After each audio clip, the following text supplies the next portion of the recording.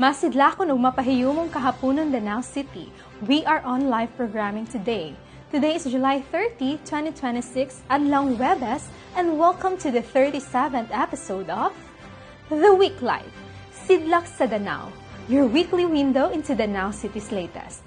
I'm Bianca Lau, ang inyong alagad, gikan sa Public Information Office, bringing you the most important updates, stories, and latest news accomplishments from around the city, all from the past days, right here and now.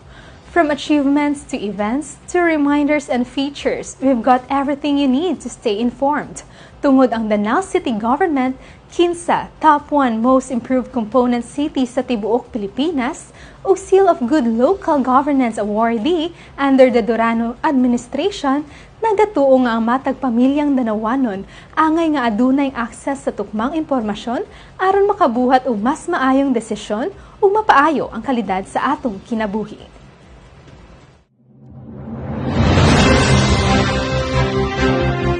Unang balita karong simanaha, malampusong gipahigayon ang 50th regular session o third off-site session sa 18 Sangguniang Panlungsod sa Barangay Masaba.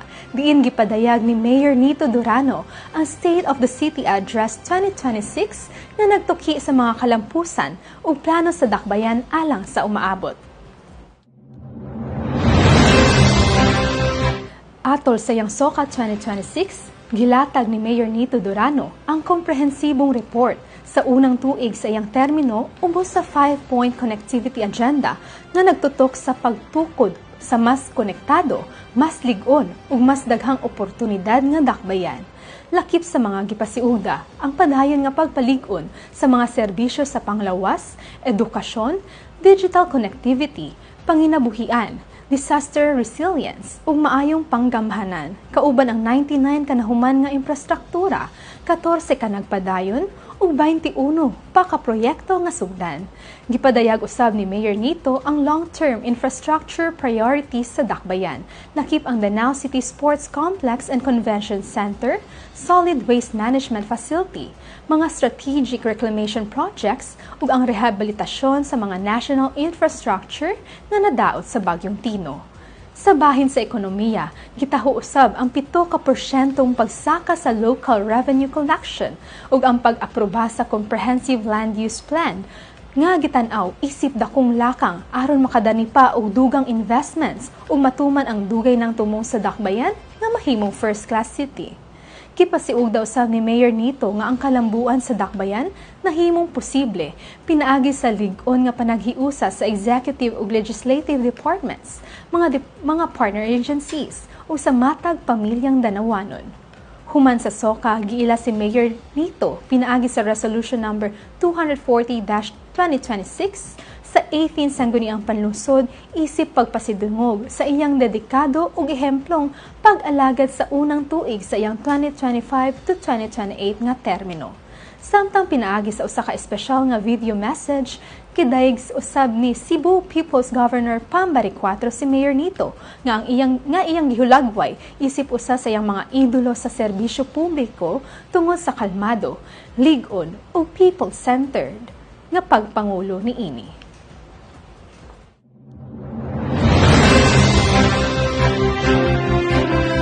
Padayon ang pagpalig-on ug pagpalapad sa infrastruktura sa dakbayan. Diin dugang mga proyekto sa kabukirang barangay ang giinagurahan ug pagkasugdan human sa groundbreaking ceremonies niini.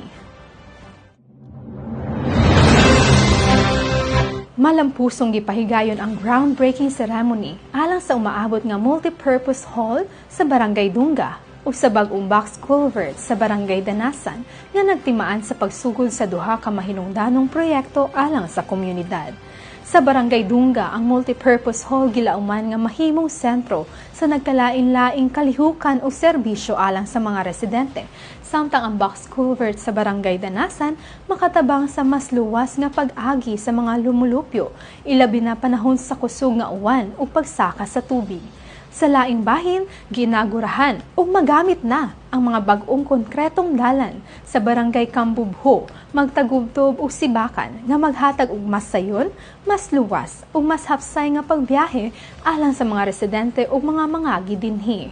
Subay sa connectivity agenda ni Mayor Nito, kini nga mga proyekto kabahin sa padayon nga pagpamuhunan sa luwas, malungtaron ug dekalidad nga mga infrastruktura isip tubag sa panginahanglan sa katawhan ug sa padayon nga kalambuan sa dakbayan.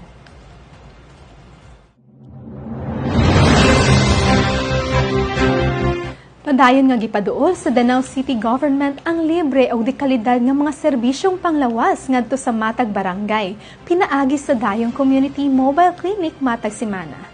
Matag semana mobisita kini sa nagkalain-laing komunidad aron mahatagan ang mga Danawanon og medical consultation ug tambal nga dili na kinahanglan pa mobiyahe paingon sa sentro sa syudad.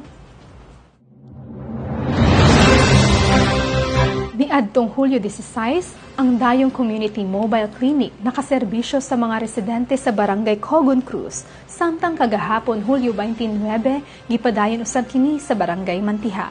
Libre nga medical check-up, konsultasyon, tambal ug mga bitamina ang gihatag sa mga mulupyo, isip kabahin sa padayon nga paningkamot sa Danao City Government nga mapaduol ang mga batakang serbisyong panglawas ngadto mismo sa mga komunidad. Aron kanunay updated sa schedule sa dayong Community Mobile Clinic, i-like and follow ang Barangay Affairs Office Danao City sa Facebook.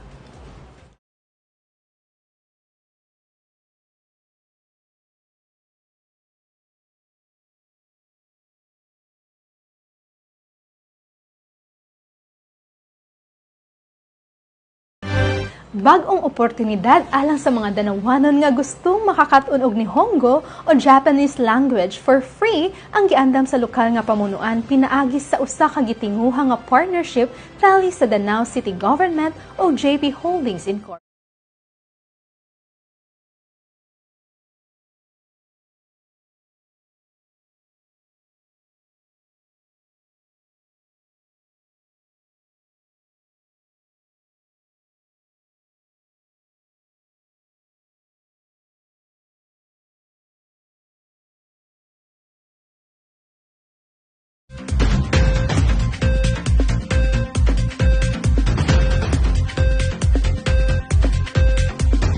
Gipresentar sa JP Holdings Incorporated ang usa ka proposal alang sa technical ug educational partnership uban sa Danao City Government nga nagtumong sa paghatag og libre nga Nihongo o Japanese language classes alang sa mga Danawanon.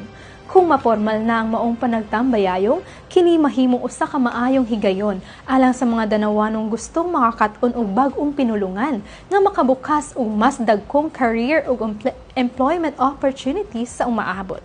Sa pagkakaroon, wala pa'y opisyal nga guidelines o schedule sa maong programa. Busa, like and follow sa ato ang official Facebook page, Danao City Gov, aron dili mauwahi sa dugang detalye ug opisyal nga anunsyo niini.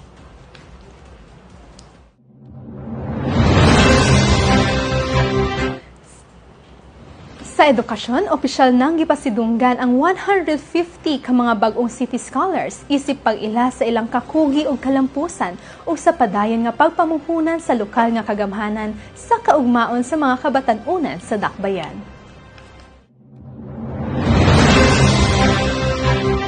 Niadtong Hulyo 23, gipahigayon sa Danao City Education and Development Office ang awarding of scholarship certificates diin opisyal nga gipasidunggan ang 150 ka mga bag-ong scholars sa Danao City Scholarship Program Batch 2026. Pinaagin ining dugay ng programa sa dakbayan, nagpadayon ang Danao City Government sa paghatag og oportunidad sa mga takos nga Danawanon aron mapadayon ang ilang edukasyon sa kolehiyo ug mapalambo ang ilang kaugmaon. Sa iyang mensahe, gipahinumduman ni Mayor Nito Durano ang mga scholars nga ang scholarship dili usa ka pabor o utang, kundi usa ka pagpamuhunan sa pamilyang Danawanon sa ilang mga damgo o sa hiniusang kaugmaon sa dakbayan. Samtang giawhag usab ni Konsehal Don Roel Arias, Committee Chair on Education sa Dakbayan, ang mga scholars nga padayon nga maningkamot, magmapainubsanon ug sa umaabot, ibalik ang ilahang natun-an pinaagi sa pag-alagad sa komunidad.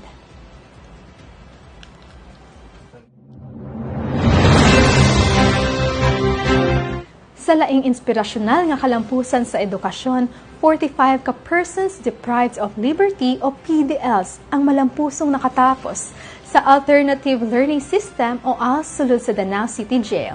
Ani ang dugang detalye. Gipahigayon ni adtong Hulyo 29 ang 14 ALS graduation and moving up ceremony sa Danao City Jail Male Dormitory. Diin 45 ka ALS graduates ang nakakabot sa usa ka mahinungdanong lakang sa ilang edukasyon. Nakip niini ang 40 ka kasamtangang PDLs, 3 ka former PDLs ug 2 ka female PDL learners gikan sa Danao City Jail Female Dormitory. Ang maong kalihukan nagpakita sa padayon nga panaghiusa sa Bureau of Jail Management and Penology ug Department of Education sa paghatag og kalidad nga edukasyon ug ikaduhang higayon sa mga anaa sa kustodiya. Pinaagi sa edukasyon, gilauman nga mas maandam sila alang sa ilang pagbalik sa komunidad, isip mas maalamon, mas responsable ug mas produktibong mga individual here and now.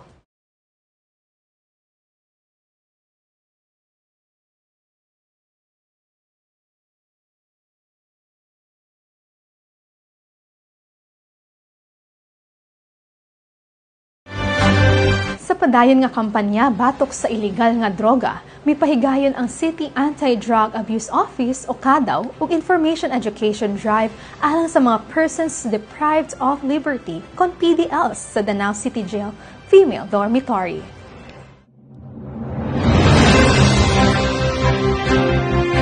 Pinaagi sa Information Education Drive nga gipangunahan ni CADAW Head Ms. Sherry Noma L. Talisik, gipalig-on ang kahibalo sa mga partisipante bahin sa paglikay sa drug abuse o sa importansya sa pagmintenar og himsog, luwas ug drug-free nga palibot. Pinaagi sa mga diskusyon ug pagpaambit og impormasyon, gidasig ang mga PDL sa paghimo og positibong mga desisyon ug responsableng mga lihok, isip kabahin sa ilang personal nga pagbag-o. Kini nga inisyatibo usa ka pamatuod sa padayon nga paningkamot sa Danao City Government, pinaagi sa CADAW sa pag-edukar, pagpalig-on ug pagdasig sa matag individual aron matukod ang usa ka mas luwas, mas himsog ug drug-free nga komunidad.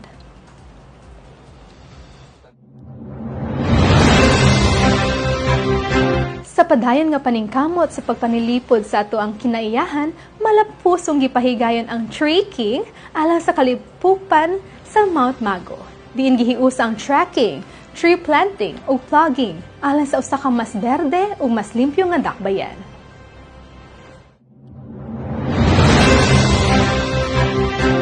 Niadtong Hulyo 25, 2026, nakigtambayayo ang Minebea Mitsumi Cebu sa City Environment and Natural Resources Office o CENRO sa usa ka environmental activity sa Mount Mago sa Barangay Santikan. Atol sa kalihukan, 400 ka native trees o 100 ka fruit-bearing trees ang gitanom sa mga partisipante, samtang nakahipos usab sila og mga basura ubos sa plugging initiative aron mapreserbar ang kahinlo ug katahom sa Mount Mago nga usa sa mga tourism spots sa dakbayan. Gisuportahan sa sentro ang maong kalihukan, pinaagi sa hustong pagpili sa mga lugar nga tanuman ug pag-atiman sa mga seedling aron masiguro ang ilang pagtubo, uban sa kooperasyon sa Barangay Santikan sa pagmonitor ug pag-atiman niini. Mapasalamaton ang Senro Danao City sa Minebea Mitsumi ug sa tanang kaabag sa kalihukan, uban sa paglaom nga mas daghan pang organisasyon ug individual ang mahimong aktibong tigpanalipod sa atong kinaiyahan here and now.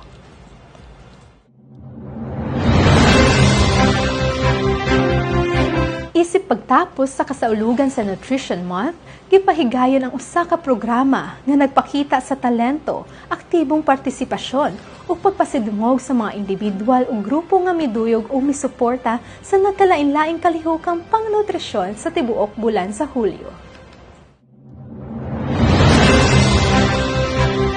Niadtong Hulyo 28, gipahigayon sa Danao City Civic Center ang Nutrition Month Culmination Program nga adunay tema sa pipan, sama-sama sa nutrisyong sapat para sa lahat. Nutrisyon at kalikasan ating pangalagaan. Usa sa mga highlights sa kalihukan, mao ang Little Mr. and Miss Nutrition Month 2026. Diin gipakita sa mga cutie Danawanas ang ilang kahimsog, talento o kahibalo bahin sa hustong nutrisyon.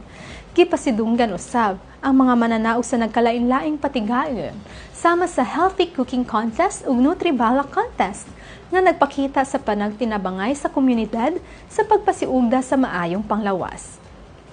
Pinaagi sa padayon nga suporta sa Danao City Government ubos sa lideratong Durano, gipasiugda nga ang hustong nutrisyon ug himsog nga panginabuhi mooy pundasyon sa usa ka mas lig-on ug masidlakon nga dakbayan here and now.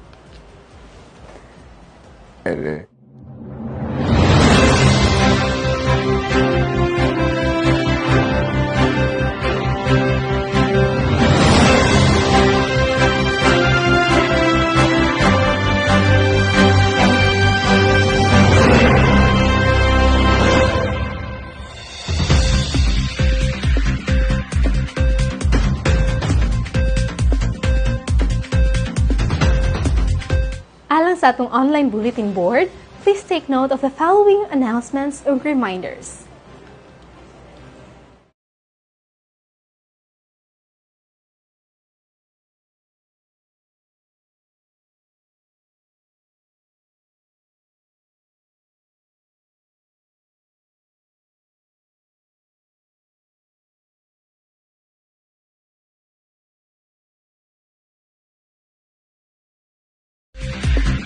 Could the next Miss Danao City 2026 be you or someone you know?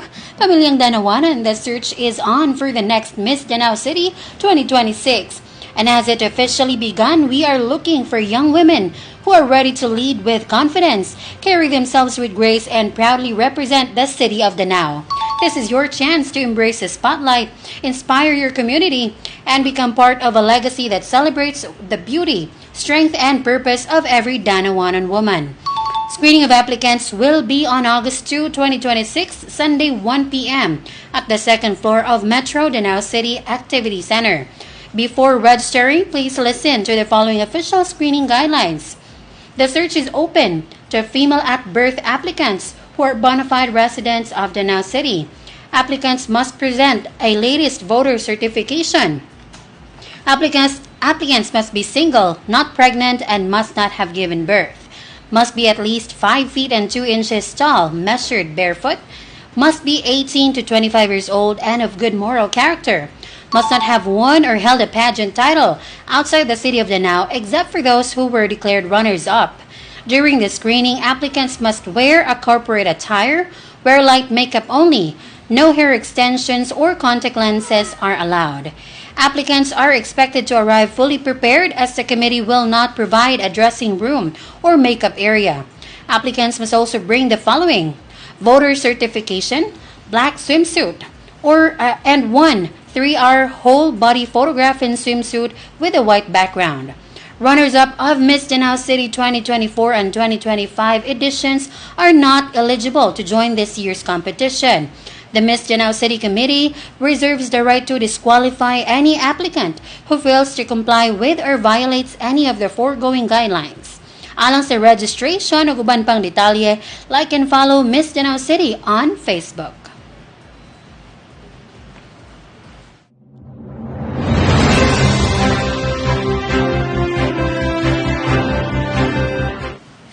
The search for Danao City's next basketball stars begins. Skilled, determined, and passionate for basketball? Basin ikaw na ang ipangita mga nga mo representa sa Danao City para sa Governor's Cup 2026. Chance na ninimo Danawanan. Tryouts will be on August 1 and 2, 2026 from 8 a.m. to 12 p.m. sa Barangay Looc, Danao City. Please note that this tryout is strictly for 18 under men's category only. Ayaw kalimot sa pagpahibaw sa imong teammates ug friends nga maayo sa basketball ug gusto mo appeal sa Team Danao sa Governor's Basketball Cup. See you sa court, pamilya!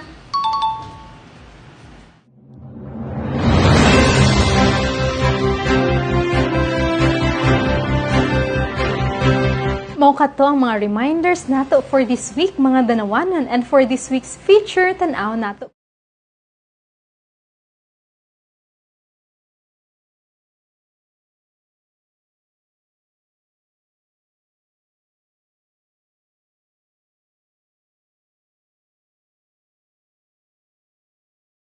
Sinto 19 katuig sa usa ka kabilin nga nagpabiling buhi. Ang matag dakbayan adunay kaugalingong istorya ug sa istorya sa Danao anaa ang kinabuhi sa usa ka babayi nga nahimong bahin sa atong pagkatao isip mga Danawanon. Si Beatriz Manang Ate Durano ang inahan sa Danao City. Isip paghinumdum og pagpasidungog sa 119th birth anniversary ni Beatriz Manang Ate Duterte Durano ang nag-inusara og pinakaunang babayeng mayor sa dakbayan. Naghiusa ang mga Danawanon sa usa ka commemoration program ni adtong Hulyo 23, 2026 sa Plaza Beatriz. Labaw pa sa paghinumdum sa iyang natawhan, atong gisaulog ang usa ka kinabuhi nga puno sa gugma, pagtuo, pag-amuma ug matinud-anong pag-alagad, usa ka kabilin nga padayon nga buhi sa kasing-kasing sa mga Danawanon.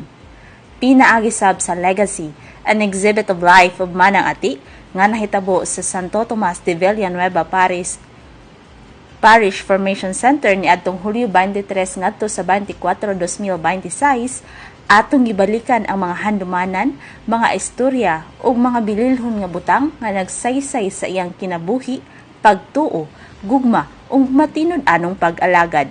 Gikan sa Danao nga iyang gihigugma kaniadto hangtod sa Danao nga atong gipadayon karon, ang iyang legasya nagpabilin here and now.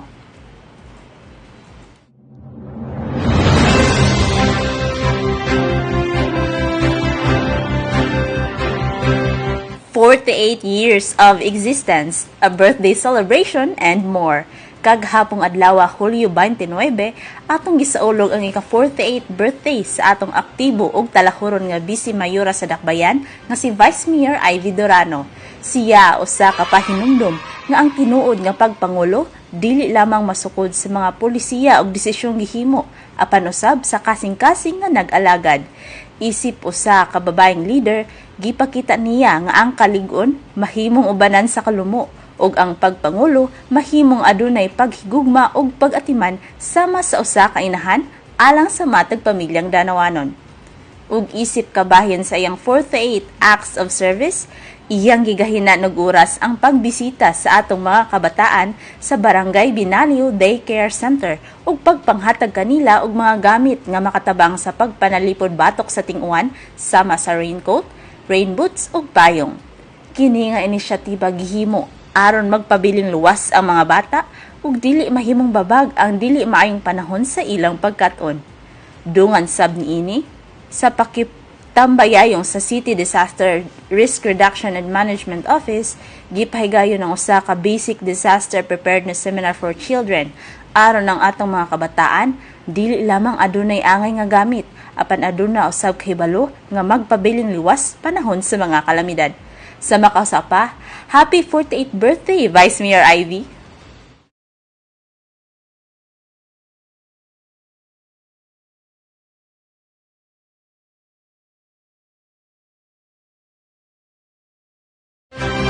Alright, magkato ang atong mga features this week. Sa laing bahin, it's shout-out time.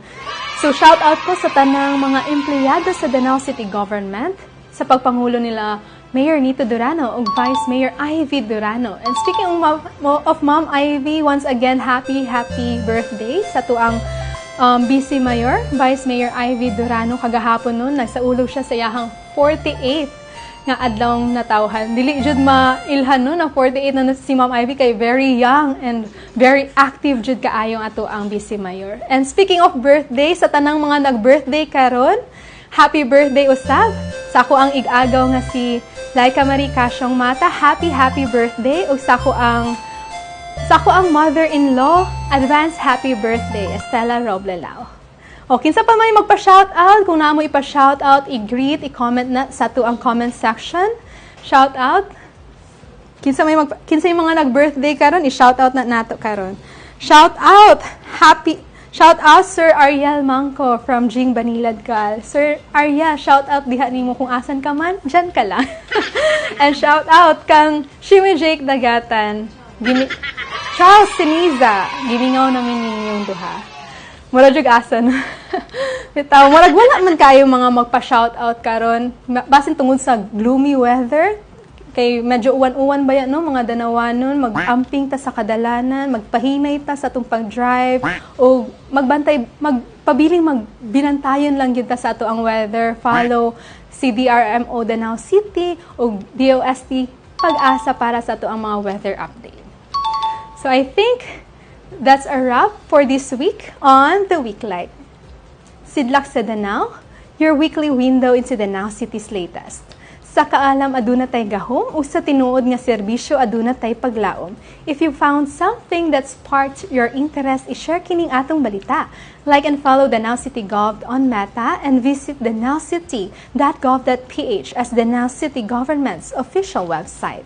Sa ngalan ni Mayor Nito Durano, Vice Mayor Ivy Durano, City officials ug tibuok pwersa sa Danao City Government, kini si Bianca Lau, gikan sa City Information Office, reminding you, stay informed, stay involved, stay connected and empowered. Maayong hapon ug sidlak Danao.